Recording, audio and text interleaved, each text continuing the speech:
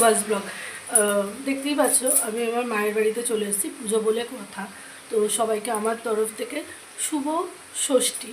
তো আজকে মায়ের বাড়িতে একটা রেসিপি রান্না করব, তোমাদের সঙ্গেও শেয়ার করব, সঙ্গে থাকো। আমি আজকে বানাবো হচ্ছে মহারানি চিকেন। তো তার জন্য এখানে আমি 1 কিলো চিকেনটা নিয়ে নিয়েছি।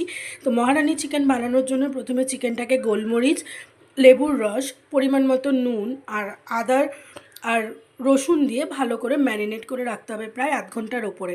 আর যতটা টাইম এটা ম্যারিনেশনে রাখতে হবে ততটা জিনিসটা খেতে ভালো হবে।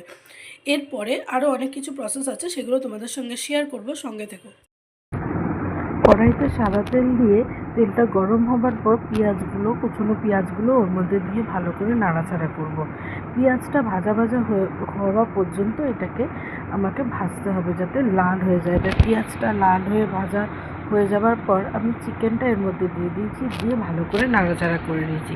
আরেকটা জিনিস তোমাদের সঙ্গে শেয়ার করতে আমি ভুলে গেছি, সেটা হচ্ছে একটা মশলা যেটা কিনা গোটা গরম মশলা, মেথি, শুকনো লঙ্কা, তেজপাতা সেই ভালোভাবে দিয়ে একটা শুকনো কড়াইতে ভেজে আমি একটা গুঁড়ো মশলা তৈরি করে নিয়েছি। সেই মশলাটা এই চিকেনের মধ্যে দিয়ে দিয়েছি।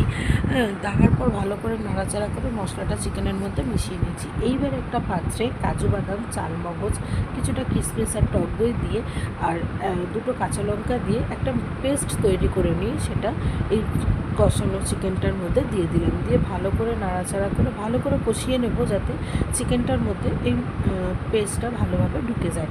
আর একটু কাঁচা দুধও দিয়েছিলাম যাতে এটার টেস্টটা ভালো আসে। তো তারপরে এটাকে ভালো করে নাড়াচাড়া করে একটুখানি বাটি ধোয়া জল দিয়ে এটাকে কম আঁচে হতে দেবো, কারণ এটা যতটা কষবে তত এটা খেতে স্বাদ হবে। এরপর দেখতেই পাচ্ছ এখান থেকে জল ছেড়ে দিয়েছে, তেলও ছেড়ে দিয়েছে মশলার গা থেকে। এরপর আমি পরিমাণ মতো জল দিয়ে এটাকে কষতে দেবো। আর এই দেখো এই মশলাটা আমি তৈরি করেছিলাম চিকেনে দেওয়ার জন্য। আর এখানে দেখতে পাচ্ছ এটা বেশ ভালোভাবে হয়ে গেছে। এই দেখো চিকেনটা আমার রেডি হয়ে গেছে।